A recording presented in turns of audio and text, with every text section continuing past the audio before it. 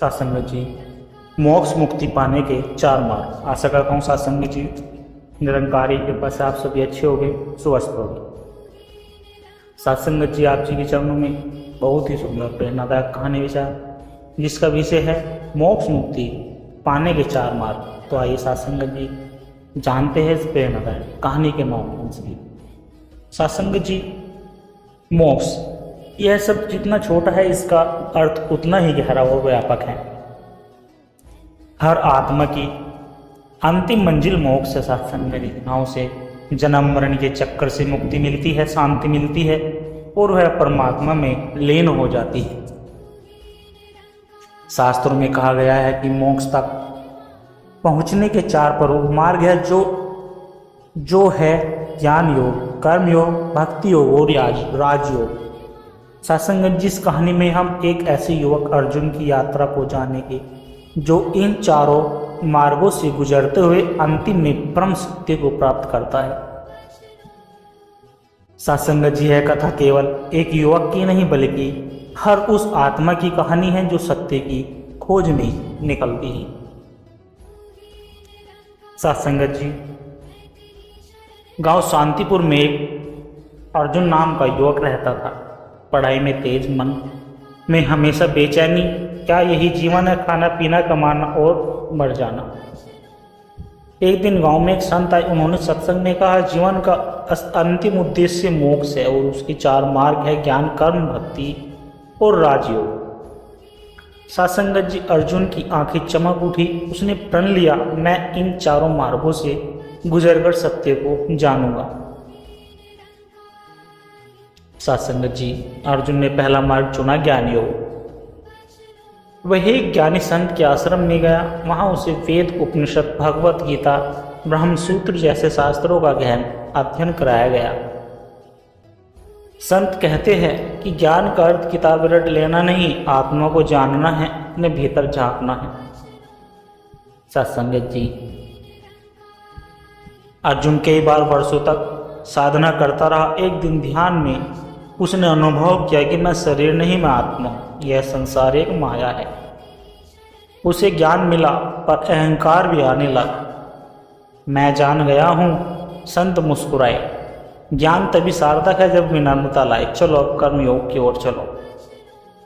सत्संग जी, अब अर्जुन एक वृद्धाश्रम में सेवा करने लगा।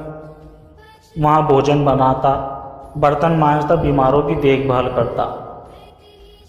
शुरुआत में वह सोचता था कि मैं महान कार्य कर रहा हूं, पर एक दिन एक वृद्ध ने कहा, बेटा, जब सेवा में मैं रहता है तब वह अहंकार बन जाती है। सेवा को कर्ता भाव से मुक्त करो, बस सेवा करो जैसे भगवान को कर रहे हो। यह बात अर्जुन के हृदय में उतर गई। सत्संग जीवन निस्वार्थ सेवा करने लगा, न फल की इच्छा न पहचान की। संत ने कहा, अब तुम कर्म योगी बन गए हो, अब चलो भक्ति की ओर चले। सत्संग जी, एक दिन अर्जुन अब एक भक्ति मठ में पहुंचा। वहां दिन रात हरि नाम कीर्तन, आरती, कथा और प्रभु के गुणगान होते थे। अर्जुन का हृदय भाव विभोर हो गया। सत्संग जी, वह अब गाता हरि के नाम की महिमा अपरंपार है, भक्ति से ही जीवन साकार है। एक दिन वह भगवान से रोते हुए बोला कि प्रभु, बस मुझे अपना बना लो, मुझे कुछ नहीं चाहिए, बस तू चाहिए। सत्संग जी, उसकी आंखों से बहते आंसू हृदय की पुकार बन गए। उस दिन उसे प्रभु की झलक मिली। एक क्षण ऐसा आया जब वह अपने अस्तित्व को भूल गया, बस हरि ही हरि था।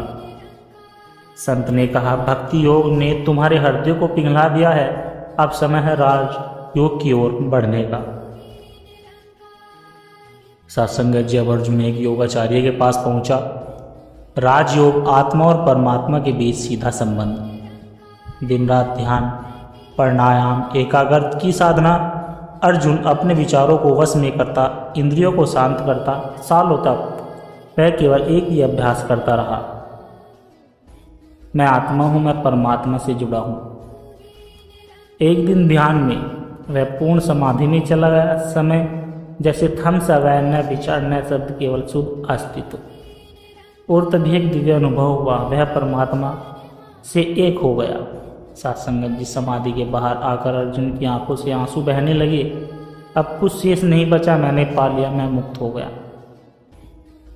वह संत के पास गया, नतमस्तक हुआ। संत बोले, बेटा चारों मार्ग तुम्हें एक ही दरवाजे पर लाते हैं, परमात्मा के द्वार पर। अब तुम मोक्ष को प्राप्त कर चुके हो। सत्संग जी, ज्ञान योग हमें सिखाता है कि हम शरीर नहीं आत्मा है। कर्म योग बताता है कि निष्काम सेवा ही सच्चा धर्म है। भक्ति योग बताता है कि प्रभु के प्रेम में लीन कर देता है। राजयोग हमें स्वयं में स्थित होकर परमात्मा से जोड़ता है। सत्संग जी, चारों मार्ग हमें एक ही परम सत्य तक ले जाते हैं, मोक्ष, मुक्ति और परमात्मा मिले। जो अपने जीवन में सच्ची खोज, सच्चा प्रयत्न और सच्चा समर्पण करता है, वह चाहे किसी भी मार्ग से चले, अंततः परमात्मा से मिलन उसका भाग्य बनाता है। यह मोक्ष से सत्संग जी ही जीवन की अंतिम उपलब्धि है। सत्संग जी, बहुत समय पहले की बात है। पहाड़ी राज्य में एक प्रसिद्ध राजा हुआ करता था। राजा अमरवर्धन अपने राज्य में वह न्यायप्रिय, बुद्धिमान और प्रजापालक माना जाता था, लेकिन भीतर से वह बहुत व्यथित था। उसके मन में एक ही प्रश्न बार बार उठता, क्या मृत्यु ही जीवन का अंत है, और यदि नहीं तो मुक्ति कैसे मिलेगी। सत्संग जी, राजा ने राज्य भर में घोषणा करवाई, जो कोई मुझे मोक्ष का मार्ग दिखाएगा उसे मैं अपना गुरु मानूंगा। बहुत से ज्ञानी, तपस्वी और संत आए, पर किसी की बातें उसे पूर्णतः स्पष्ट न कर सकी। एक दिन एक वृद्ध ब्रह्मचारी महल में आए। उन्होंने कहा, राजन, मोक्ष पाने के 4 मार्ग हैं, लेकिन सत्य मार्ग अनुभव और समर्पण मांगता है। अगर आप तैयार हैं तो मैं चारों मार्गों की सच्चाई अनुभव करा सकता हूँ, लेकिन एक शर्त है। राजा बोले, कौन सी शर्त? ब्रह्मचारी बोला, आपको अपना सिंहासन त्याग कर एक आम यात्री की तरह इन मार्गों पर चलना होगा, वो भी बिना किसी राष्ट्रीय ऐश्वर्य के। राजा ने बिना देर किए हुए अपना मुकुट उतार फेंका। ब्रह्मचारी ने राजा को एक दूर जंगल में आश्रम में भेजा, जहाँ वृद्ध, रोगी और अनाथ लोग रहते थे। राजा को वहाँ सफाई, भोजन, देखभाल और सेवा करनी थी। शुरुआत में राजा सोचता था कि ये कार्य उसके शान के खिलाफ है, पर धीरे धीरे उसकी सोच बदली। वह सेवा करते करते भूल गया कि वह कभी राजा था। एक दिन एक वृद्ध महिला ने उसका हाथ पकड़कर कहा, बेटा, तू भगवान जैसा है, सेवा से बड़ा कोई योग नहीं। उस रात राजा ध्यान में बैठा और अनुभव किया कि सेवा ही समर्पण है, और समर्पण में ही मोक्ष का बीज है। सत्संग जी, जब ब्रह्मचारी मिलने आए तो राजा ने कहा, मैंने पाया कि निष्काम कर्म से ही आत्मा शुद्ध होती है। ब्रह्मचारी बोले, सही कहा, अब चलो दूसरे मार्ग पर चलते हैं। दूसरा मार्ग ज्ञान योग, रेगिस्तान की खोज। अब राजा को रेगिस्तान के बीच स्थित एक गुफा आश्रम में भेजा गया। गुप्त आश्रम में भेजा गया। वहाँ केवल मौन साधना, शास्त्रों का अध्ययन और आत्म मंथन होता था। राजा ने वहाँ वेदांत, उपनिषद, भागवत गीता पढ़ी, ध्यान किया और मौन साधना की। महीनों बीत गए। धीरे धीरे उसे अनुभव हुआ कि मैं यह शरीर नहीं हूँ, मैं वह चेतना हूँ जो साक्षी या विनाशी। सत्संग जी, एक दिन मैं ध्यान में डूबा हुआ था, तभी भीतर से एक आवाज़ आई कि मोक्ष बाहर नहीं, भीतर है, तू स्वयं आत्मा है, और आत्मा कभी बंधन में नहीं बनती, और आत्मा के बंधन में नहीं थी, कभी बंधन में थी ही नहीं। राजा की आंखों में आंसू निकल आए। ब्रह्मचारी फिर आए। राजा ने उन्हें देखा और कहा, अब मैं जान गया कि आत्मा परमात्मा एक ही है, यह शरीर भ्रम है। ब्रह्मचारी मुस्कुराए, कहा, ज्ञान का प्रकाश जब भीतर चलता है तभी अज्ञान का अंधकार मिटता है। लेकिन केवल ज्ञान ही प्राप्त नहीं।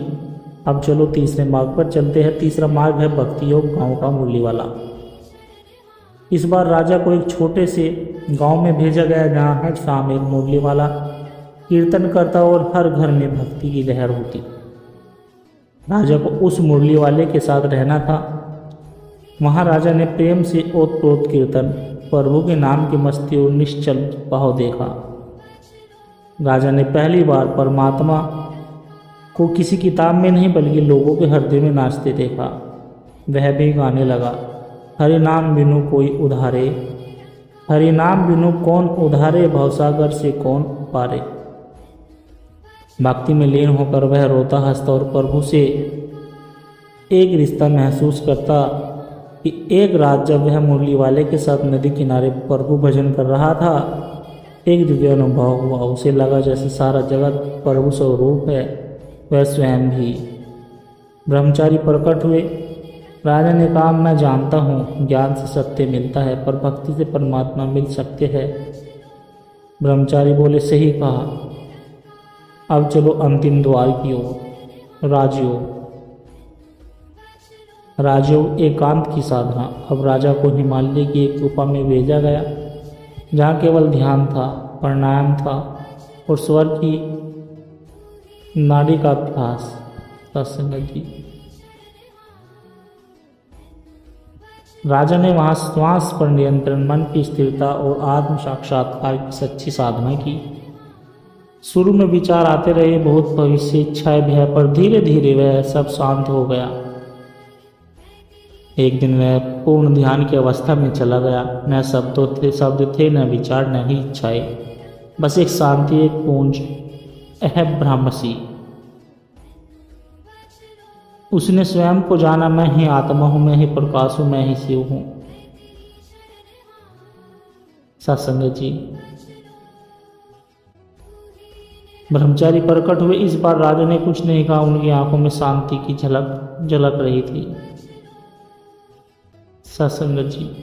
ब्रह्मचारी बोले, अब तू जान गया है, मोक्ष कोई अलग अवस्था नहीं, बस स्थिति है जहां कोई बंधन नहीं बचता। सत्संग जी। राजा अमरवर्धन वापस अपने राज्य लौटा, पर अब वह बदल चुका था। अब वह सिंहासन पर बैठा राजा नहीं, आत्म यानी भक्ति में रमा, निष्कामी, कर्मयोगी और ध्यान सिद्धि योगी था।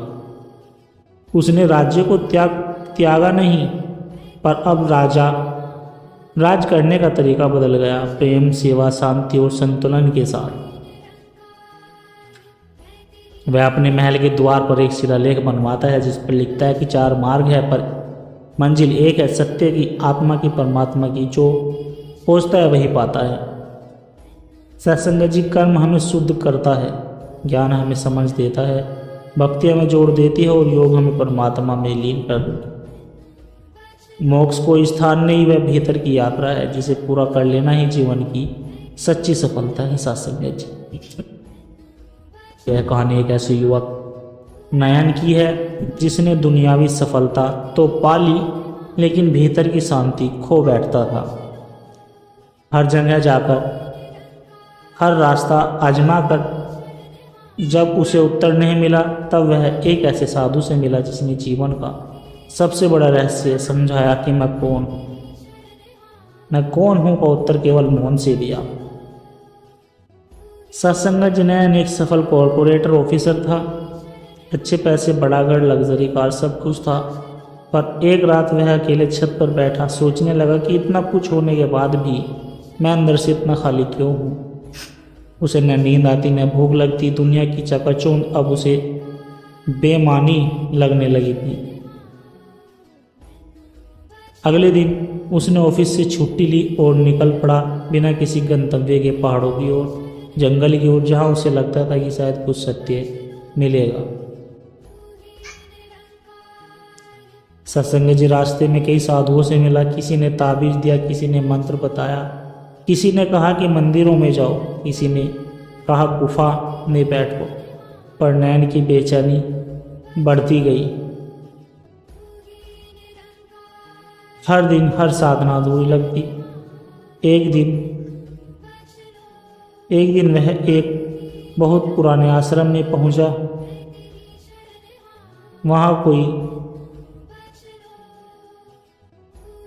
वहाँ कोई भीड़ नहीं थी, न कोई घंटा न कोई आरती, बस एक वर्ग साधु एक पीपल के नीचे ध्यान मग्न बैठे थे सत्संग जी।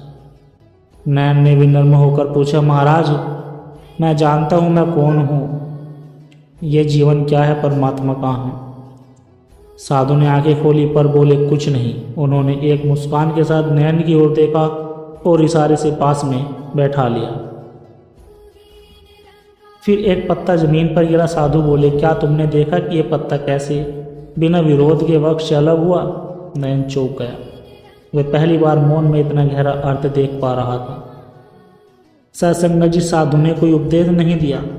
उन्होंने नैन को केवल 3 काम बताए कि सुबह सूरज उगने से पहले ध्यान करो, दिन में 2 बार मौन व्रत करो, हर रात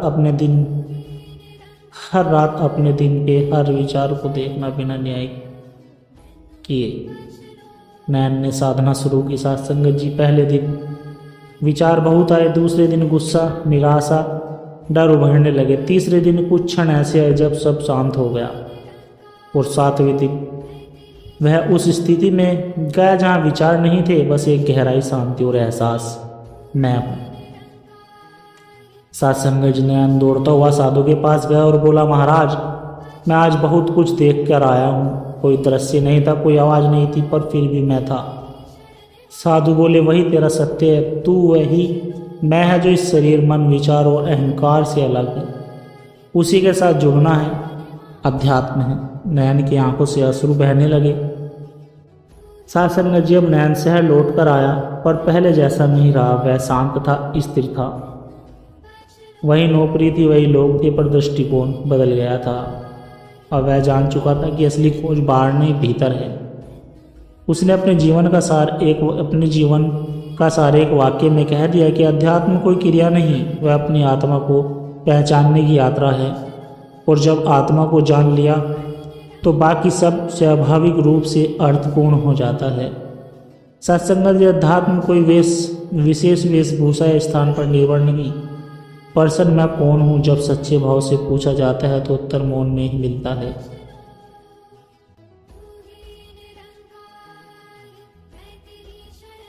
सत्संग जी परमात्मा बाहर नहीं, हमारे भीतर ही निवास करते हैं। सत्संग जी दास के द्वारा कहे गए प्रेरणादायक कहानी विचार यदि आप जी को अच्छे लगे हो तो लाइक करें, शेयर करें, कमेंट बॉक्स में धन निरंकार जी जरूर लिखें और दास के चैनल को भी सब्सक्राइब जरूर कर ले। सत्संग जी और दास को आशीर्वाद दे हर रोज आप जी के चरणों में ऐसी सुंदर सुंदर प्रेरणादायक कहानी विचार लेकर आता रहूं। सत्संग जी प्यार से कहना, धन निरंकार जी।